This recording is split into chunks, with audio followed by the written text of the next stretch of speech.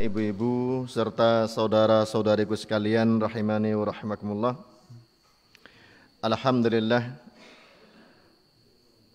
kita berkewajiban untuk terus bersyukur kepada Allah Subhanahu wa taala.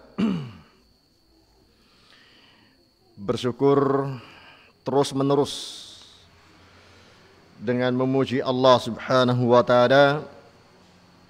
Ucapan alhamdulillah yang kadang kita sadar, kadang tidak sadar, ya, mengucapkan alhamdulillah, ya. Dalam tiap rakaat kita pasti kita mengucapkan alhamdulillahirabbil alamin di awal surah Al-Fatihah, menunjukkan kita terus bersyukur kepada Allah Subhanahu wa taala. Karena nikmat Allah taala, walaupun kita dalam keadaan seperti ini, ada pandemi, ada musibah, ataupun musibah masing-masing kita, mungkin ada yang sakit, anggota keluarganya sakit, berkurang hasil usahanya, atau bahkan ada yang meninggal dunia, yang ia rasakan kok seolah-olah nikmatnya Allah Ta'ala berkurang, ya. Bahkan kadang ada yang merasa tidak mendapatkan nikmat. Yang ada musibah dan musibah bertubi-tubi, ya. Ada istilah sudah jatuh ketimpa tangga. Nah, padahal hakikatnya seorang bila dia masih ada iman dan Islam pada dirinya, itu terus-menerus mendapatkan kenikmatan. Jangankan orang yang mendapatkan iman dan Islam, selagi masih hidup, orang itu masih mendapatkan nikmat dari Allah Subhanahu wa taala. Namun banyak orang yang tidak mensyukurinya. Seorang muslim dituntut, ya, untuk terus bersyukur kepada Allah Subhanahu wa taala kalau ia selalu menyadari bacaan solatnya, apalagi ditambah solat sunnah. Andai dia solat wajib saja 17 rakaat, berarti 17 kali mengucapkan alhamdulillah. Nah, ini harus sinkron mestinya, cocok dengan, ya, apa yang terucap dengan lisan kita dengan apa yang ada dalam hati kita. Harusnya pula didukung oleh anggota badan kita. Tak kala memuji Allah, jangan kemudian melanggar perintah Allah, tidak mau menunaikan dan tetap melakukan apa yang dilarang oleh Allah Subhanahu wa taala. Hadirin sekalian rahimani wa rahimakumullah. Alhamdulillah pada kesempatan malam hari ini, setelah libur cukup panjang setahun apa ya. Dulu awal kali diliburkan kegiatan-kegiatan itu 12 atau 11 Maret. Sekarang tanggal 12 Maret ya, pas setahun. Saya ingatnya karena pesantren Ibnu Taimiyah diliburkan, sebetulnya peraturan dari Pak Gubernurnya waktu tanggal 10, ya, kebetulan hari Ahad, 11-nya hari Senin, ya, kita rapat dulu hari Senin, 12-nya kita liburkan. Nah sekarang 12 Maret, ya, setahun kegiatan kajian banyak libur, walaupun sebagian sudah ada yang mulai terlebih dahulu. Sejak ada istilah new normal, ya. Hadirin sekalian rahimani wa rahimakumullah. Ini salah satu dari sekian nikmat Allah Ta'ala yang tidak mungkin bagi kita untuk menghitungnya, ya. Di tengah pandemi pun, di tengah musibah pun, kenikmatan Allah Ta'ala tidak pernah putus kepada kita, ya. Selagi orang masih punya iman, masih ada Islam, ya, itu kenikmatan yang paling besar. Kehilangan nikmat apapun kalau tidak kehilangan nikmatul iman dan nikmatul Islam, dia masih di atas kenikmatan yang sebenar-benarnya kenikmatan, ya. Karena dengan dua nikmat ini seseorang menjadikan nikmat yang dianggap remeh menjadi sesuatu yang sangat berharga. Apalagi yang berharga, ya. Karena dengan iman itu dia menikmati apa yang Allah Ta'ala berikan dengan qanaah. Apa yang Allah Ta'ala berikan menjadi sarana untuk menunaikan ketaatan kepada Allah Subhanahu wa Ta'ala. Berbeda dengan orang yang tidak memiliki iman, tidak memiliki Islam. Seberapapun nikmat Allah Ta'ala berikan, ternyata menjadi sarana berbuat maksiat wal'iyadzubillah. Hadirin Bapak dan Ibu sekalian rahimani wa rahimakumullah.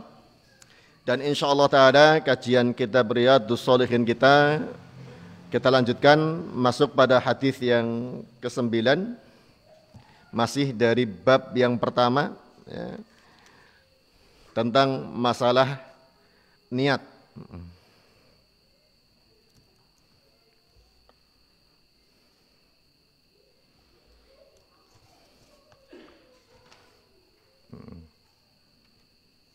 Yang 9 ini sudah dibaca atau belum Pak Mutakhir? Masuk ke 10 sekarang ya?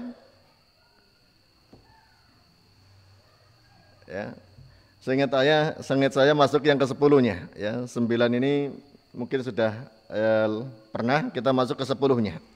Hadis dari Abu Bakrah Nafi bin Al-Harith Ats-Tsaqafi radhiyallahu anhu. Nabi sallallahu alaihi wasallam beliau pernah bersabda, "Idzal taqal muslimani bisayfihima fal qatilu wal maqtulu finnar."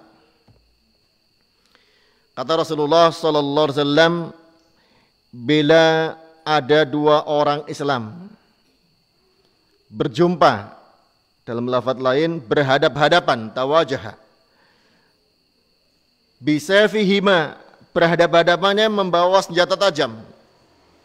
Membawa senjata, di saat itu senjatanya pedang. Kemudian terjadilah ya, upaya saling membunuh. Fal qatilu wal maqtulu finnar. Kata Nabi SAW, maka yang membunuh dan yang dibunuh sama-sama dalam neraka. Perawi bertanya, ya Rasulullah, ada al-qatil, fama balul maktul. Ini kalau yang membunuh masuk neraka kami faham. Bagaimana keadaan orang yang dibunuh juga masuk neraka? Kata Nabi SAW, innahu kana harisan ala qatli sahibih. Sungguhnya yang terbunuh tadi juga semangat, ingin sekali membunuh lawannya, hanya saja kalah, terbunuh duluan. Hadis ini sahih riwayat Imam Bukhari dan Muslim.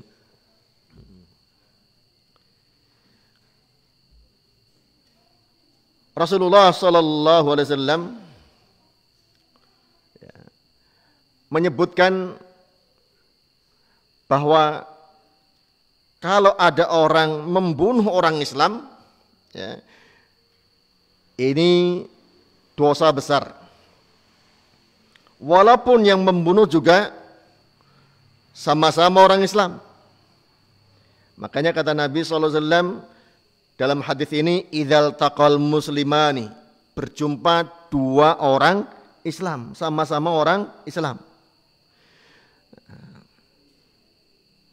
Digambarkan oleh Nabi SAW, bisayfihima, membawa pedangnya masing-masing. Ini hanya sekadar contoh dari beliau. Ya, mungkin kalau zaman sekarang tidak mesti pedang. Ada yang mungkin bawa pistol, mungkin alat bunuh yang lainnya, atau mungkin tangan kosong, tapi saling berusaha untuk membunuh. Ya, walaupun tidak memakai senjata. Nah, dengan pukulan yang bertubi-tubi misalnya kan, memukul daerah yang sangat fatal, ya, apalagi yang tahu ilmu bela diri, mengetahui teknik-teknik tertentu, ya, memukul titik-titik tertentu yang cepat mematikan, daerah leher misalnya, dengan mencekik, dengan memiting dan seterusnya. Walaupun tanpa membawa senjata, tapi memang berupaya membunuh. Nah, yang jadi catatan di sini, dua-duanya kok bisa masuk neraka. Makanya sahabat ini tak kala mendengar ada sesuatu yang kurang jelas tidak tinggal diam, ya. Ini yang diterangkan oleh para ulama, semisal Syekh Al-Utsaimin rahimahullah taala. Ini menunjukkan Islam ini difahami oleh para sahabat dengan begitu gamblangnya. Karena kalau ada yang masih samar, pasti akan minta penjelasan kepada Rasulullah SAW hingga menjadi gamblang. Ya. Seperti samarnya orang yang dibunuh, kok masuk neraka? Yang dibunuh kok masuk neraka? Ini kan nggak bisa diterima awalnya ya. Karena seolah yang zalim itu hanya pembunuhnya, dia yang akan masuk neraka. Ini sudah bisa difahami. Tapi kok yang dibunuh juga ini kan dizolimi, kok masuk neraka? Ini syubhat istilahnya, sesuatu yang samar. Dihilangkan syubhatnya oleh Rasulullah SAW, disingkap kesamarannya oleh Rasulullah SAW dengan mengatakan innahu kana harisan ala qatli sahibih. Dia itu juga punya ambisi untuk membunuh lawannya. Ini sesuai dengan bab ini, dia punya niat kuat, tekad untuk membunuh lawannya. Niat kuat yang tidak terwujud tapi sudah diupayakan menyebabkan orang masuk neraka. Hadirin sekalian rahimani wa rahimakumullah. Padahal yang namanya membunuh seorang muslim dengan sengaja ancamannya sangat keras. Allah Ta'ala menyebutkan dalam surah An-Nisa ayat 93, wa ma yaqtul mu'minan muta'ammidan fajaza'uhu jahannam. Barang siapa yang membunuh seorang mukmin muta'ammidan, ini catatannya, dengan sengaja, dengan niat kuat, ya. Ini menunjukkan ada kadang-kadang ya seorang membunuh orang muslim, saudaranya dia sendiri sesama muslim, tapi tidak sengaja. Ya. Misalnya polisi ya, ngejar penjahat, diberi peringatan tetap kabur, kemudian ditembak. Kaburnya pakai motor di jalan ramai, yang kena pedagang ya, meninggal dunia. Ini namanya membunuh tanpa sengaja ya. Karena yang disengaja itu penjahat ya. Kalau membunuh seorang mukmin dengan sengaja, fajaza'uhu jahannam, balasannya neraka jahannam, khalidan fiha, kekal di dalamnya. Diterangkan oleh para ulama, kekalnya di sini bukan selama-lamanya, menunjukkan lama sekali. Karena yang kekal dalam neraka kalau dengan sebab kufur dan syirkul akbar. Ya. Wa ghadiballahu alaih, Allah murka kepadanya. Wa la'anahu, Allah melaknat padanya. Wa a'adda lahu adzaban azima, dan Allah menyiapkan bagi dia azab yang besar. Hati-hati kaitannya dengan nyawa seorang muslim. Ancamannya sangat mengerikan. Karena tak kala kejahatan dilakukan kepada orang yang mestinya dicintai, ini dosanya besar. Seorang mukmin ya, harusnya dicintai oleh seorang mukmin lainnya. Bahkan itu menjadi syarat keimanan, syarat sempurnanya iman seorang. La yu'minu ahadukum hatta yuhibba li akhihi ma yuhibbu li nafsihi. Ya. Tidak sempurna keimanan salah satu kalian hingga ia mencintai pada saudaranya apa yang ia cintai untuk dirinya. Dirinya cinta untuk tetap hidup dengan bahagia, dengan senang, dengan ya kenyamanan dan ketenangan. Mestinya dia juga mencintai saudaranya demikian. Hidup dengan tenang, dengan nyaman, bahagia, tanpa ada gangguan. Kok malah menyakiti sampai membunuhnya, ini dosa besar sekali. Ancamannya sangat keras tadi. Apalagi kalau muslim tadi saudara kita, kerabat kita, Bahkan kadang ada sebagian yang membunuh pasangan hidupnya ya. Suami membunuh istri, istri sebaliknya membunuh suami. Ini dosanya lebih besar lagi daripada membunuh yang bukan kerabat. Kenapa? Suami harusnya melindungi istri. Istri harusnya mentaati suami. Kok malah terjadi pembunuhan? Dosanya besar sekali. Seorang bapak atau seorang ibu membunuh anak, dosanya lebih besar daripada membunuh orang lain. Karena harusnya dia melindungi, ngayomi anak-anaknya, malah membunuh. Anak membunuh orang tua misalnya, wal'iyadzubillah, melebihi besarnya dia membunuh orang lain. Karena harusnya orang tua dia berbakti kepadanya, ya, melindungi, menjaganya, kok malah berbuat jahat kepadanya, dan seterusnya. Hadirin sekalian rahimani wa rahimakumullah.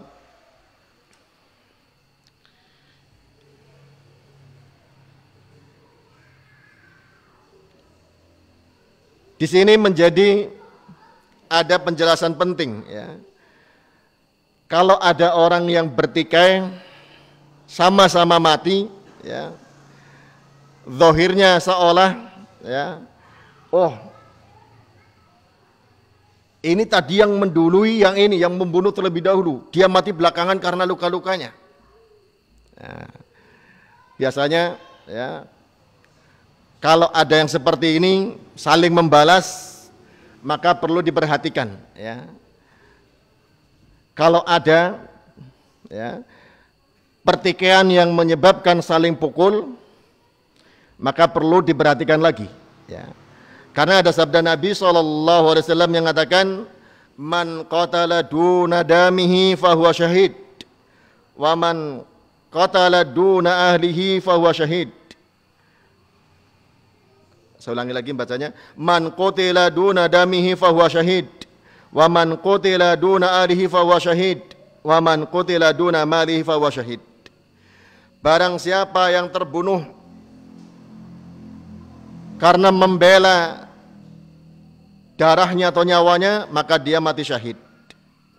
Barang siapa yang terbunuh karena membela keluarganya, maka dia mati syahid. Barang siapa yang terbunuh karena membela hartanya, maka dia mati syahid. Ada yang perlu dicermati. Kalau kondisi tadi ya, al-qatil wal maqtul finnar, yang membunuh dan yang dibunuh sama-sama dalam neraka. Karena niat ya, dua-duanya sama ingin membunuh. Adapun pada kondisi hadis ini ada orang yang terbunuh tapi niatnya membela diri, harga dirinya, nyawanya ya. Ada yang dalam rangka membela keluarganya. Sedang jalan sama istri, istri diganggu oleh orang. Nah, dia ya, bangkit ghirahnya, cemburunya ya, mengingatkan kepada yang mengganggu, meledek istrinya dan seterusnya. Akhirnya terjadi ya, pertikaian yang akhirnya sampai pada saling memukul. Akhirnya dia karena membela dirinya dia mati, suaminya meninggal karena membela istrinya, mati membela keluarganya, mati syahid. Begitu pula kalau membela atau mempertahankan hartanya, perampok datang ke rumah ya, kita pertahankan walaupun harus mati, matinya mati syahid. Walaupun sudah berusaha ya untuk melawan, namun kalah. Biasanya perampok persiapan senjata, mungkin tidak sendirian ya, tapi dia kalah. Ini matinya mati syahid. Nah, tapi kalau dia menang dalam mempertahankan ya dirinya dan dapat melumpuhkan lawannya, dapat membunuhnya, bagaimana dia? Ini kata Nabi SAW dalam hadis lain, in qataltuhu fa huwa finnar, in qataltahu fa huwa finnar. Kalau kamu dapat membunuh dia ya, perampoknya atau yang melawan kita, menyerang kita ya, yang menyerang keluarga kita, maka dia dalam neraka, terbunuh dan dalam neraka. Wa in qatalaka fa anta syahid. Bila dia dapat membunuhmu, kamu mati syahid. Jadi dalam kondisi ini yang membunuh ya belum tentu langsung ya dikatakan masuk neraka kalau dalam rangka membela diri. Ya. Perampok datang ke rumah kita atau mengganggu keluarga kita, ya, atau ingin menyakiti kita, kita bela diri. Perampoknya kalah, ya. Yang mau menyerang keluarga kita dapat dilumpuhkan, mati dia. Kita zahirnya membunuh, ya. Yang dibunuh ini orang yang hendak melakukan kejahatan. Kitanya tidak berdosa. Justru yang terbunuh itu yang masuk neraka. Kalau kita yang terbunuh karena membela harga diri kita, kehormatan keluarga kita, membela harta kita, ya, ini mati syahid. Maka yang mendorong keberanian seorang seperti hadis seperti ini, ya. Kalau seseorang memang yakin bahwa dia membela dirinya yang hak, ya, membela keluarganya yang ya disakiti atau dihina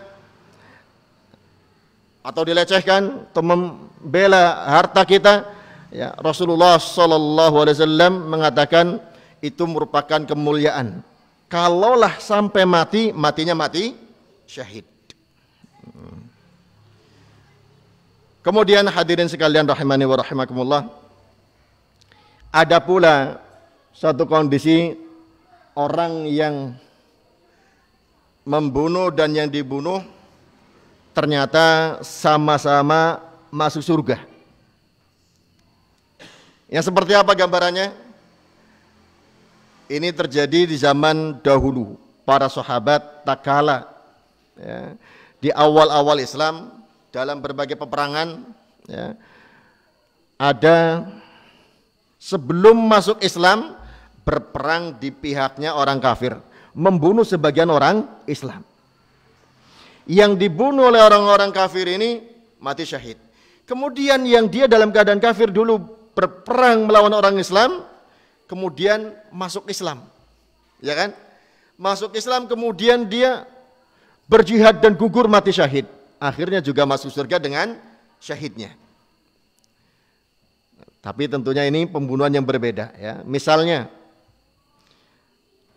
ada sahabat yang membunuh Hamzah bin Abdul Muthalib, paman Rasulullah SAW, namanya siapa? Wahsy, ya. Budak hitam yang dijanjikan merdeka kalau bisa membunuh Hamzah bin Abdul Muthalib. Dia targetnya satu, membunuh Hamzah bin Abdul Muthalib saja, agar dia bisa merdeka. Setelah menombak tepat sasaran di dadanya, dia pun berhenti dari perang. Sudah, karena tugasnya itu saja, ingin dimerdekakan sebagai budak agar dia menjadi orang merdeka. Setelah Fathu Mekah, dia pun akhirnya menyatakan diri masuk Islam, padahal sebelumnya membunuh. Dan kemudian dia mati syahid dalam satu peperangan, ya. Ini pernah jadi pembunuh kemudian terbunuh. Nah, yang terbunuh oleh Wahsy, Hamzah bin Abdul Muthalib, syahid, masuk surga. Dan Wahsy dalam satu perangan meninggal dunia, mati syahid. Nah, ini ada gambaran yang membunuh dan yang dibunuh masuk surga, tapi dalam kasus yang berbeda. Kemudian hadirin sekalian rahimani wa rahimakumullah,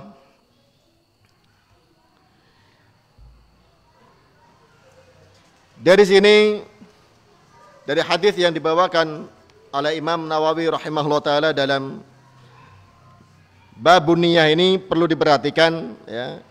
Niat ini membedakan status, ya, walaupun zahirnya sama, ya. Yang berbeda ada pada niatnya, ya. Kalau orang, ya,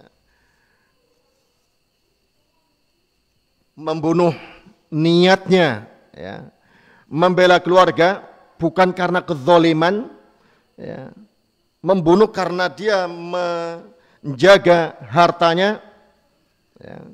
Kalau dalam hukum kita kadang-kadang tetap divonis pidana, ya.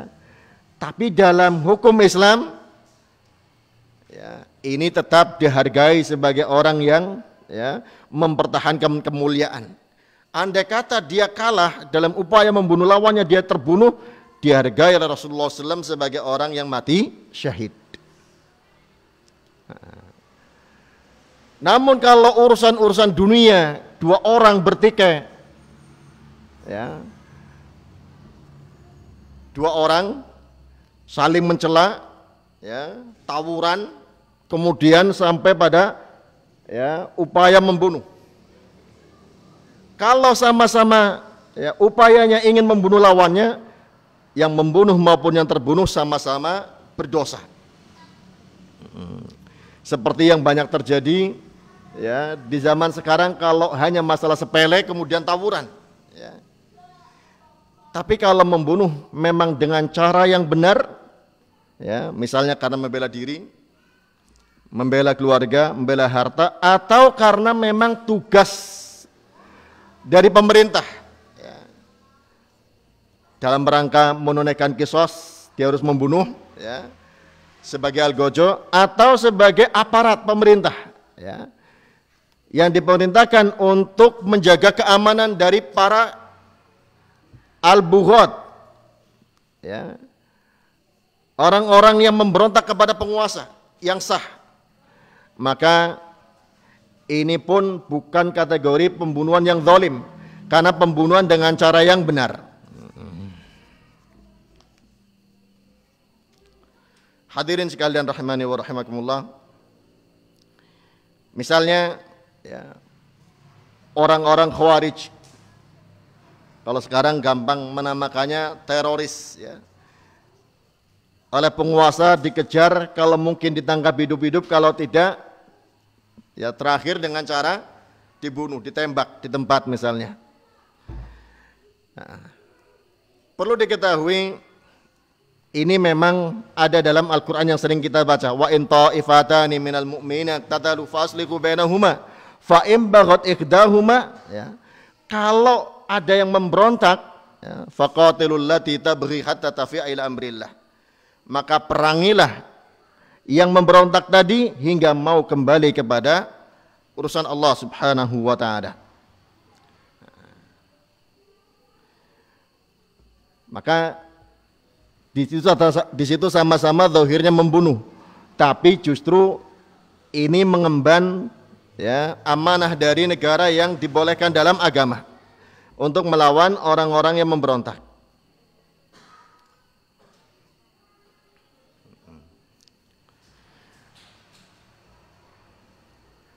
Kemudian hadirin sekalian rahimani wa rahimakumullah, kita beralih pada hadis berikutnya, ya, dari sahabat Abu Hurairah radhiyallahu anhu. Rasulullah sallallahu alaihi wasallam bersabda, "Salatul rajuli fi jama'atin tazidu ala salatihi fi baitihi wa salatihi fi suqihi bid'an wa 20 darajah." Masih dalam bab niyah, ya, dalam bab yang membahas tentang niat, Imam Nawawi membawakan hadis dari sahabat Abu Hurairah radhiyallahu anhu. Rasulullah sallallahu alaihi wasallam bersabda, salatnya seorang dalam jamaah pahalanya melebihi pahala salat di rumahnya dan salat sendiri di pasarnya 20 sekian derajat, bid'an wa 20 darajah. Bid'an ini bilangan antara 3 sampai 9, ya. Dalam hadis lain disebutkan 25 derajat. Dalam hadis lain disebutkan 27 derajat. Salat sendiri lebih banyak keutamaannya dibanding salat sendirian, ya. Salat berjamaah, apakah di musola ataukah di masjid, ya. Yang demikian kata Nabi SAW, idza tawadda'a fa ahsanal wudu, bila seorang berwudu dengan wudu yang terbaik. Wudu terbaik ini yang sempurna. Karena ada wudu yang penting sah, ya. Dan ada wudu yang sempurna. Sebagaimana mandi janabah ada yang penting sah, ada yang sempurna. Misalnya wudu yang asal sah ya satu kali. Ya. Yang mestinya sunnahnya adalah 3 kali. Yang 3 kali ini menunjukkan kesempurnaannya. Tsumma atal masjidah, kemudian datang ke masjid. La yunhizuhu illa shalah, wa la yuridu illa shalah. Tidak menggerakkan langkahnya kecuali salat dan tidak menginginkan kecuali salat. Falam yakhtu khutwatan illa rafa'alahu biha darajah. Tidaklah dia melangkah satu langkah melainkan itu mengangkat derajatnya. Wa khutta anhu biha khati'ah, dan dihapuskan dengannya dengan satu langkah tadi satu kesalahan. Hatta yadkhulal masjid, hingga dia masuk ke dalam masjid. Fa idza dakhalal masjid, bila telah masuk masjid, kana fis sholati, maka dia seolah dalam salat. Maka nanti sholatu hiya tahbisuhu, selagi salat itulah yang menahan dia berada di masjid. Wal malaikatu yusalluna ala ahadikum madama fi majlisihi alladhi shalla fihi, dan malaikat bersolawat mendoakan kepada salah satu kalian selagi dia di tempat duduknya yang ia sholat padanya, tidak bergeser. Yaqulun, malaikat-malaikat mendoakan dengan mengucapkan Allahumma arhamhu, ya Allah sayangilah dia. Allahumma ighfirlahu, ya Allah ampunilah dia. Allahumma tub alaih, ya Allah berikanlah taubat kepadanya. Malam yu'dhi fih, malam yuhdith fih, selagi dia tidak batal di tempat seperti itu. Muttafaqun alaih. Hadis ini sahih riwayat Imam Bukhari dan Muslim. Di sini yang jadi wajhud dilalah, sisi pendalilan kenapa dibawakan dalam babun niyah, tatkala Nabi SAW menyebutkan tidaklah menggerakkan dia dan tidaklah ia menginginkan kecuali sholat. Jadi kalau ingin mendapatkan kesempurnaan pahala yang diraih bagi orang yang sholat berjamaah, pahalanya sekian, ya, 20 sekian derajat. Langkahnya mengangkat derajat, langkahnya menghapus dosa. Syaratnya apa?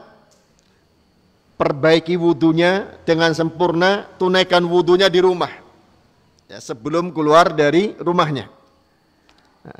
Atau dari tempat dia mau berangkat. Kalau dia di kantor atau di pasar, ya, terdengar azan mau siap-siap, maka di tempat dia mau berangkat itulah dia berwudu, ya.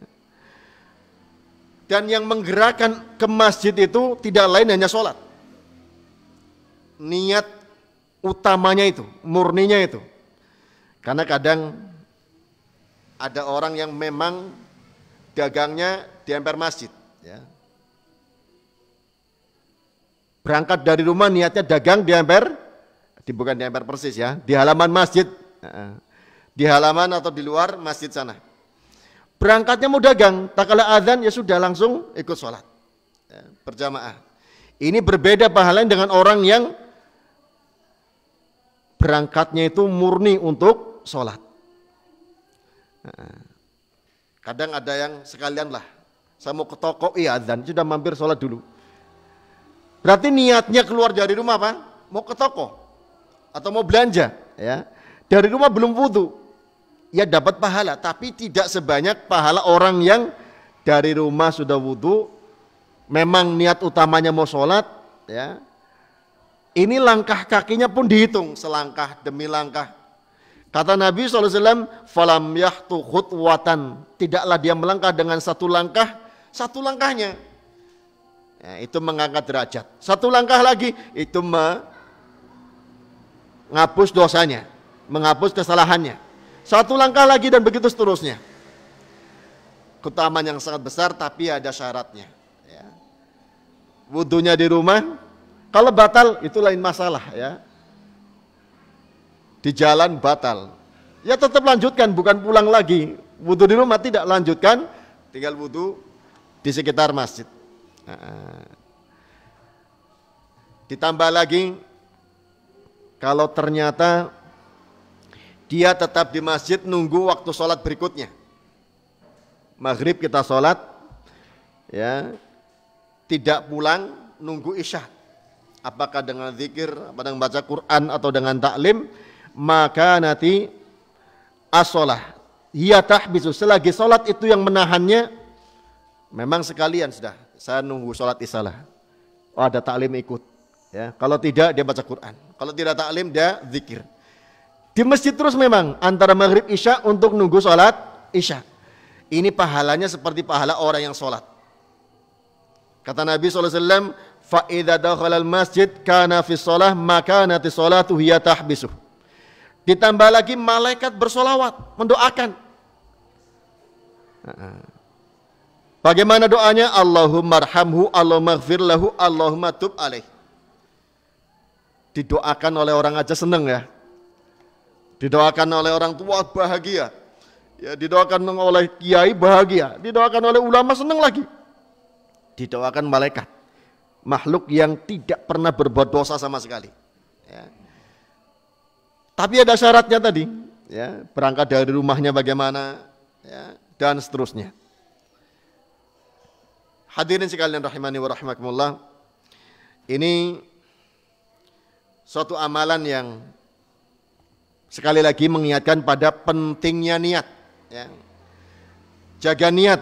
Tak kalah hendak masjid murni yang mendorong kita untuk, ya, melangkahkan kaki kita adalah sholat fardu, memenuhi panggilan hayya ala sholah. Hadirin sekalian rahimani wa rahimakumullah, ini dulu insyaallah sholat isya dulu ya. Nanti kita lanjutkan sedikit ba'da shalah. Walhamdulillahirabbil alamin wa sallallahu ala nabiyyina Muhammadin wa ala ahlihi wa sahbihi ajmain. Fadhal.